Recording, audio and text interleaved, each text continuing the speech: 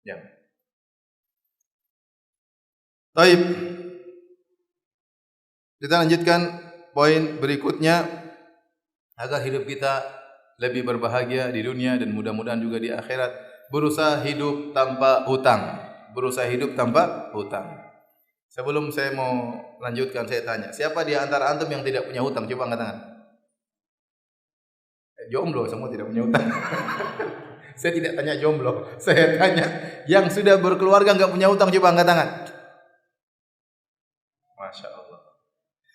Yang punya hutang sudah berkeluarga juga angkat tangan.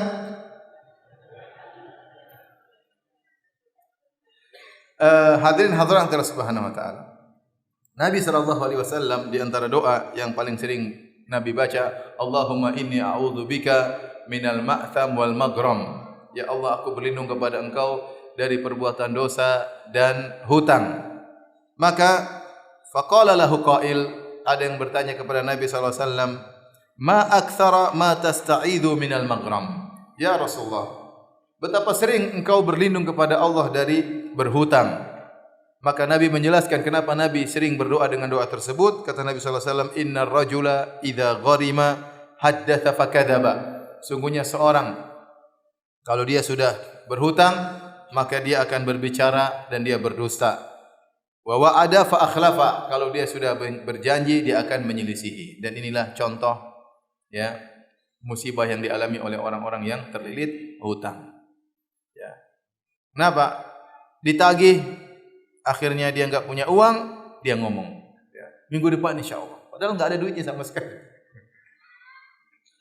Ya, besok, nanti malam. Enggak ada pada duit. Bohong. Janji bulan depan enggak ada.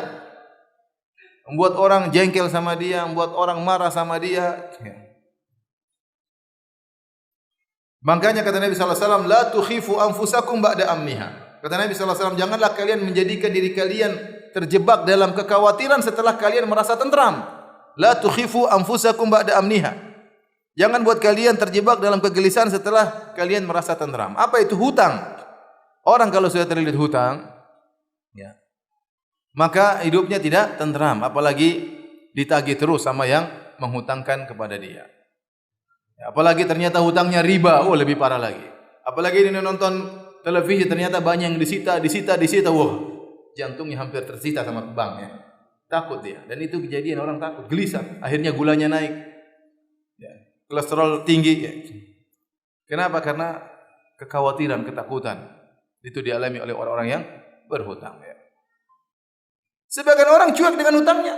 Dia hutang ya, dia nipu orang. Itu untuk kita tidak, ini orang tidak beriman. Ini orang tidak beriman. Kita bicara tentang orang yang beriman. Orang yang beriman, dia pasti gelisah dengan hutangnya. Kalau dia tidak gelisah dengan hutangnya, dia tidak beriman berarti.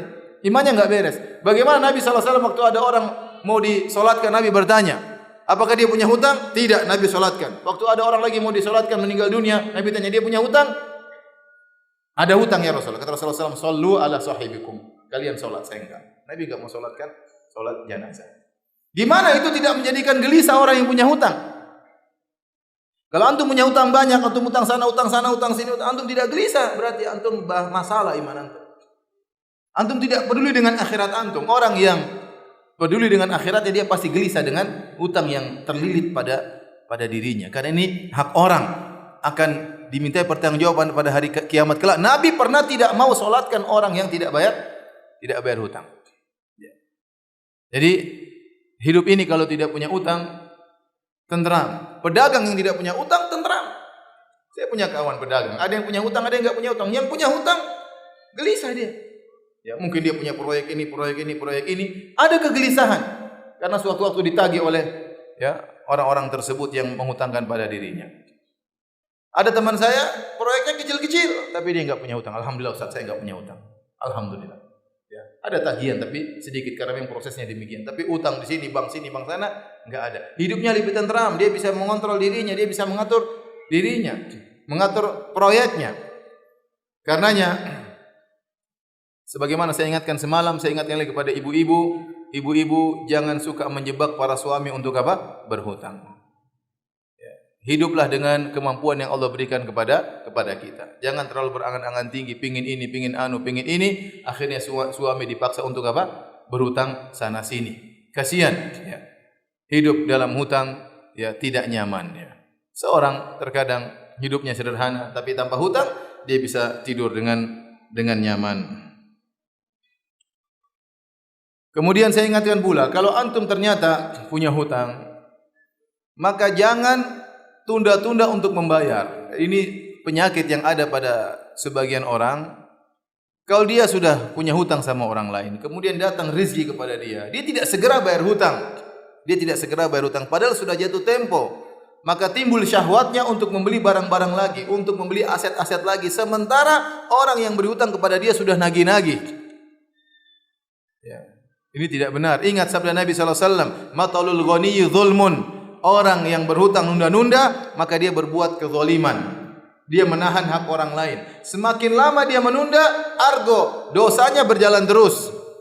Sudah jatuh tempo sekarang. Dia punya uang tapi dia gunakan lagi buat ini, dia buat ini lagi sehingga tidak punya uang lagi, ada uang lagi tidak bayar lagi sampai 2 tahun. Utangnya tertunggak 2 tahun padahal dia mampu bayar, argo dosa jalan terus selama 2 tahun. Waliyadzubillah. Enggak boleh. Enggak boleh kita nunda-nunda membayar hutang. Kemudian sebagian orang tidak beradab, ikhwan. Sebagian orang tidak beradab. Dia menjadikan orang yang pinjamkan uang sama dia kalau nagih sampai mengemis-ngemis sama dia.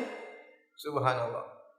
Ente dulu waktu pinjam uang sama dia, ente ngemis sama dia dengan melas, dengan penuh kesedihan. Ya akhi, saya lagi ini, tolong bantu saya. Mungkin nangis, entah air mata buaya atau air mata kelinci, saya tidak tahu ya. Kemudian akhirnya dikasih duit. Setelah itu ente pinjam terus waktunya dia nagih.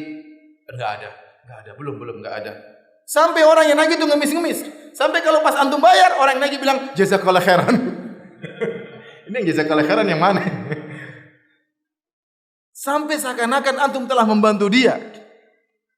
Makanya antum harus beradab kalau ada orang kasih pinjam uang sama antum, itu orang baik ya. Zaman sekarang siapa yang mau kasih pinjam uang sama antum? Siapa?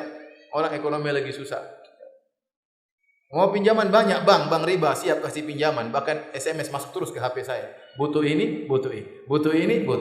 Gampang, mudah, ya. Menggiurkan sebenarnya. Menggiurkan. Tapi yang mau tulus kasih pinjam uang dia, tidak tahu uang ini bisa kembali atau tidak, siapa di zaman ini?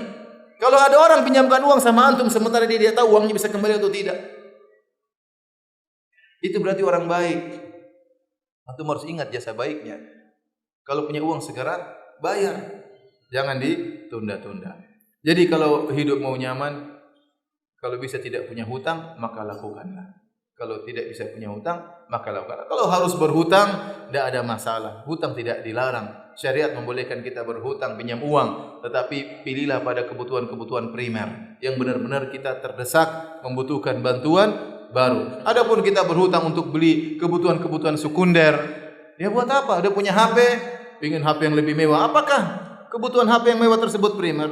Kalau enggak, ngapain utang sana? Kalau ente punya duit enggak ada masalah. Tapi kalau ente utang sana, utang sini, udah punya mobil, pengen lagi mobil yang lebih mewah, hutang. Kalau ente punya duit enggak utang, enggak apa-apa. Kalau harus berutang, ya repot. Baik.